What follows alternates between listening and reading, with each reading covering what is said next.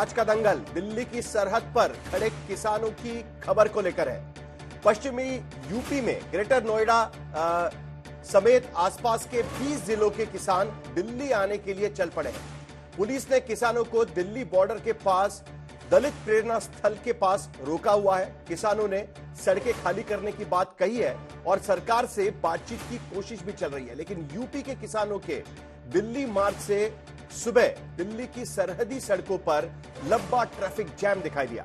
और आज ही supreme court ने पंजाब में चल रहे किसान प्रदर्शन पर सड़कें जाम करने को गलत कहा है। दरअसल यूपी के किसान भूमि अधिग्रहण से जुड़े मामलों को लेकर अपनी मांगों को लेकर दिल्ली आना चाहते हैं। 25 नवंबर से ये किसान ग्रेटर नोएडा अथॉरिटी के सामने धरना दे रहे थे।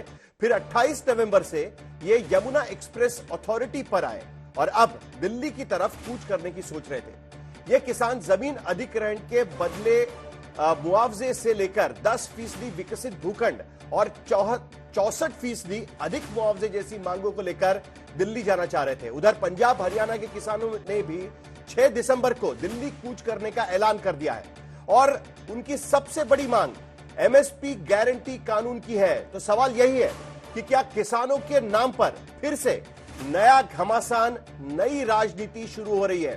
3 कृषि कानूनों की वापसी के बाद सरकार ने एमएसपी कानून के लिए एक कमेटी बनाई थी। इस कमेटी का आखिर क्या हुआ है? और अब सरकार 22 फसलों की खरीद एमएसपी पर कर रही है, तो इस पर कानून बनाने में परेशानी क्यों हो रही है? सरकार क्यों नहीं चाहती कि कानून बनाया जाए? ऐसे तमाम सवालों पर आज के दंगल में हम चर्चा करेंगे, लेकिन सबसे पहले यह रिपोर्ट देखते हैं। तमाम मेहमान भी हमारे साथ जुड़े हुए हैं।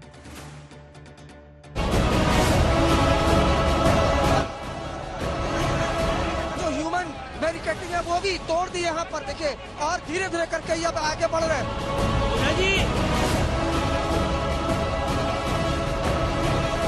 किसी हालत से नहीं रुक सकते, मरने को मत तैयार है, बाकी हटने को तैयार नहीं। कोशिश यही है कि हर हाल में इनको दिल्ली जाना है। दिल्ली की यूपी से लगने वाली 3 सरहदी सड़कें सुबह से जाम थी। वजह थी किसानों का दिल्ली कूच। किसान ग्रेटर नोएडा वाली सड़क से आगे बढ़ रहे थे। इधर यूपी पुलिस 3 स्तरीय सुरक्षा किए बैठी थी। बैरिकेडिंग थी, पुलिस के 5000 जवान थे, निगरानी थी, वाटर कैनन से लेकर टीयर गैस तक तमाम इंतजाम थे। लेकिन किसान नोएडा से दिल्ली के मुहाने तक पहुंच गए। यूपी से दिल्ली पहुंचने वाली पूर्वी सीमा की 3 सड़कों पर किसानों का मार्च आगे बढ़ने की कोशिश कर रहा था। पुलिस के रोकने पर किसान सड़कों पर बैठ जा रहे थे और फिर थोड़ी देर बाद आगे बढ़ रहे थे। शाम तक खबर आई कि किसान यूपी की सीमा में ही यमुना किनारे बने दलित प्रेरणा स्थल में धरना देंगे और फिलहाल दिल्ली नहीं आएंगे।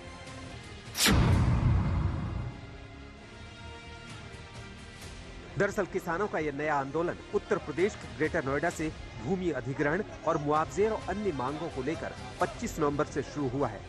इन प्रदर्शनकारी किसानों और उनके नेताओं के बयानों से पता चला है कि इन किसानों की मुख्य 5 मांगे, जिसमें जिन किसानों की जमीन अधिग्रहित की जा रही है उन्हें विकसित भूखंड का 10% दिया जाए, पुराने अधिग्रहण का 64% 7% बढ़ा हुआ मुआवजा दिया जाए, 1 जनवरी 2014 के बाद वाले अधिग्रहण में बाजार भाव का 4 मुआवजा और 20% विकसित भूखंड दिए जाए। भूमिहीन किसानों के बच्चों के लिए रोजगार पुनर्वास का इंतजाम हो और हाई पावर्ड कमेटी की सिफारिशों के मुताबिक किसानों को फायदा मिले। इन्हीं मांगों को लेकर पश्चिमी यूपी के करीब 20 जिलों के किसान नोएडा के रास्ते दिल्ली जा रहे थे, जो फिलहाल यूपी बॉर्डर पर ठहरे हुए हैं। पंजाब वाले अलग लोग हैं, उन्होंने 6 तारीख की बात करी। अभी संयुक्त मोर्चे का पूरे देश से आह्वान नहीं है। अलग अलग पॉकेट से अलग अलग लोग अपनी बात कहने जा रहे हैं। अभी हमारा कोई मैसेज दिल्ली का नहीं है। अच्छा, मुख्यमंत्री से मिलने की बात थी कि मुख्यमंत्री कोई नहीं मिल रहा हमसे। कौन मुख्यमंत्री मिल रहा? मुख्यमंत्री पे तो दिल्ली वालों का सकंजा, मुख्यमंत्री भी लगा ही नहीं हमसे किसानों से। बातचीत से कोई कोई नहीं होने, नहीं बातचीत करेंगे ही नहीं सरकार हमारे से। फिलहाल इस प्रदर्शन में भारतीय किसान परिषद, किसान मजदूर मोर्चा, संयुक्त किसान मोर्चा नाम के संगठन शामिल हैं। किसान मजदूर संघर्ष कमेटी के किसान जो शंभू बॉर्डर पर प्रदर्शन कर रहे हैं, वो 6 दिसंबर को शामिल होने वाले हैं। 6 दिसंबर को और भी किसान संगठन आएंगे। केरल, उत्तराखंड, तमिलनाडु के किसान अपनी विधानसभाओं में प्रदर्शन करेंगे और तब इन किसानों की सबसे बड़ी मांगों में एमएसपी पर खरीद की गारंटी वाले कानून की मांग फिर जोर पकड़ सकती है। किसानदाता महान है, रात दिन मेहनत करता है। कोई उसकी समय सीमा नहीं है काम करने की, कोई उसकी आयु सीमा नहीं है काम करने की, रात दिन मेहनत करता है और वो भोले भाला है। हमारी राजनीति ऐसी है जो बरगलाने की कोशिश करती है, उनके बरगलाव में नहीं आए, उनके बहकाव में नहीं आए। कोई भी समस्या है तो बैठ के संवाद करे और जो भी समस्या है यदि हो सकती है भारत सरकार द्वारा तो उस समस्या का निदान करने की कोशिश करेंगे। सरकार बातचीत से समाधान की उम्मीदें जताती है, लेकिन पिछले किसान आंदोलन के समय से शुरू बातचीत का समाधान अभी तक किसानों को शायद नहीं मिला, क्योंकि सितंबर 2020 में केंद्र सरकार ने 3 कृषि कानून बनाए। विरोध में साल भर आंदोलन चला, किसानों की जान का नुकसान हुआ, इकोनॉमी का नुकसान हुआ, दिल्ली वालों को परेशानी हुई। 19 नवंबर 2021 को पीएम मोदी ने कानून वापस ले लिए, कहा कि एमएसपी के लिए कमेटी बनेगी जो किसानों की मांगों पर विचार करेगी। 6 महीने बाद 12 जुलाई 2022 को कमेटी बनी। कमेटी में 29 लोग थे, जिसमें 18 लोग सरकारी पक्ष के विशेषज्ञ और 11 किसान थे। कमेटी अध्यक्ष वही संजय अग्रवाल बने, जिनके सचिव रहते 3 कृषि कानून बने। कमेटी की 37 बैठकें हुई, लेकिन ना तो एमएसपी पर खरीद की गारंटी का कानून बना, न कमेटी की रिपोर्ट सामने आई। हालांकि केंद्र सरकार ने इस बीच एमएसपी पर खरीद के कई नए तरीके और मौके आजमाए। फिलहाल केंद्र सरकार कुल 22 फसलों पर एमएसपी की घोषणा करती है। इसमें खरीफ की 14 फसलें, रबी की 6 फसलें और 3 वाणिज्यिक फसलें। इसके अलावा अब दलहन, तिलहन और नारियल की खरीद भी एमएसपी पर हो रही है। इसकी खरीद के लिए सरकार पीएम अन्नदाता आय संरक्षण अभियान यानी पीएम आशा के नाम से योजना चलाती है, जिसमें price support scheme, price differentiation payment scheme और पायलट प्रोजेक्ट के तौर पर प्राइवेट प्रोक्योरमेंट स्टॉकिस्ट स्कीम भी चला रही है। किसानों की आय दोगुना करने की दिशा में सरकार ने किसानों को डायरेक्ट बेनिफिट देना भी शुरू किया है, जिसमें सालाना 6,000 रुपए की मदद किसानों को मिलती है। नोएडा से कुमार कुणाल के साथ आज तक ब्यूरो।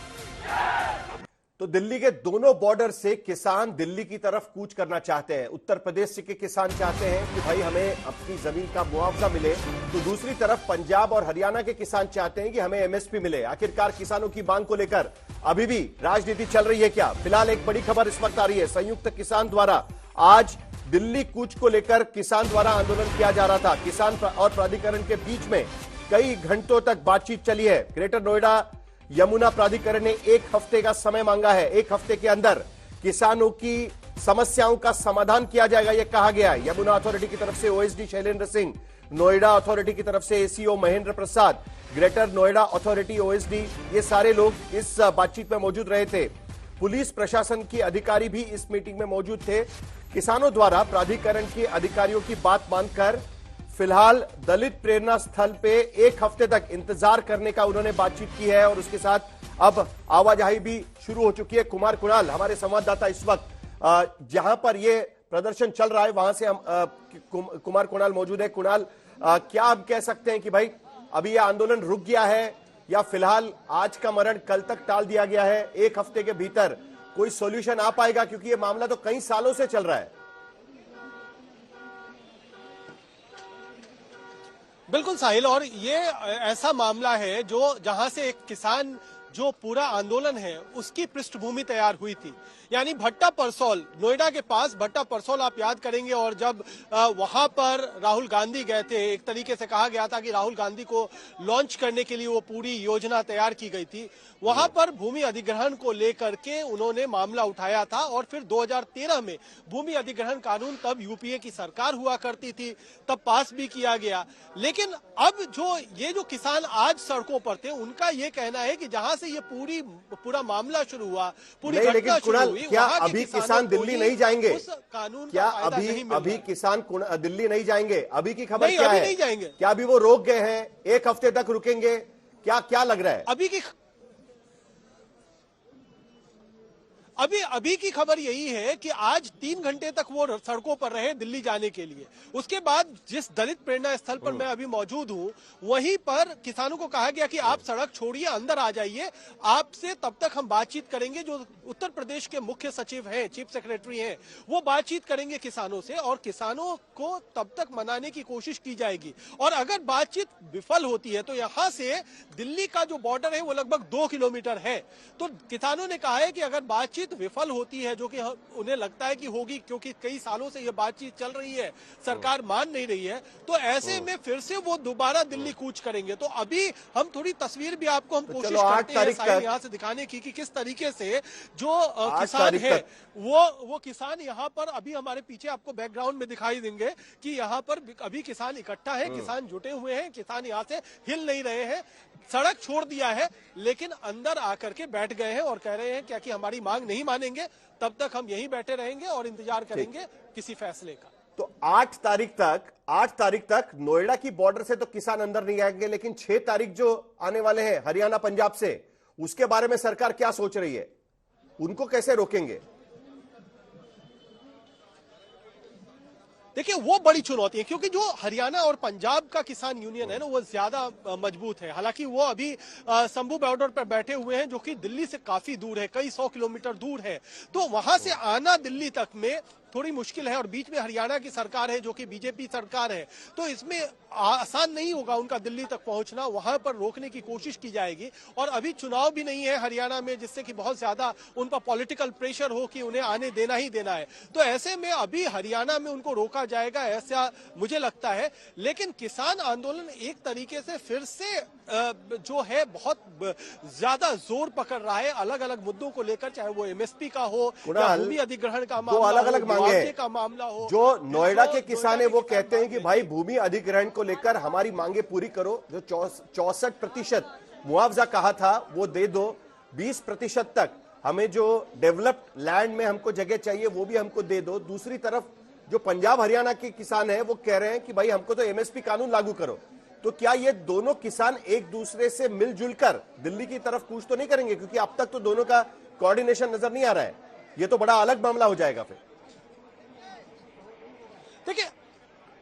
देखिए कोऑर्डिनेशन अलग है, लेकिन हमने देखा है पहले भी जो किसान आंदोलन हुआ था 2020-21 में, उस समय कोऑर्डिनेशन हुआ था, क्योंकि अलग अलग किसानों की अलग अलग समस्याएं हैं। लेकिन इनका यही कहना होता है कि जो किसान यूनियन है, किसानों की बुनियादी समस्याएं, एक तरफ उनकी जमीन जा रही है, दूसरी तरफ अगर वो फसल उपजाते हैं तो उसकी कीमत नहीं मिलती है, तो एमएसपी आप कीमत नहीं देते हो, और दूसरी तरफ जब जमीन का अधिग्रहण कर लेते हो तो उसकी भी कीमत नहीं देते हो। तो दोनों जो जुड़ा है वो किसान के फायदे से जुड़ा हुआ है, किसानों को वो फायदा नहीं मिल रहा है जो किसानों को चाहिए, चाहे उसकी भूमि चली जा रही है या फिर उसकी फसल बाजार में जा रही है। तो दोनों बातें पैसे से जुड़ी है, सरकार से जुड़ी है। आप हमारे साथ बने रहिए, आप हमारे साथ बने रहिए, क्योंकि किसान का मुद्दा अहम है। और देश की राजनीति में आज भी हम देख सकते हैं कि 42% जनता अभी भी एग्रीकल्चर पे डिपेंडेंट है, यानी खेती पर डिपेंडेंट है। हालांकि उससे आमदनी तो कुछ नहीं हो रही है, लेकिन इसीलिए ये आंदोलन भी यहां पर हो रहा है।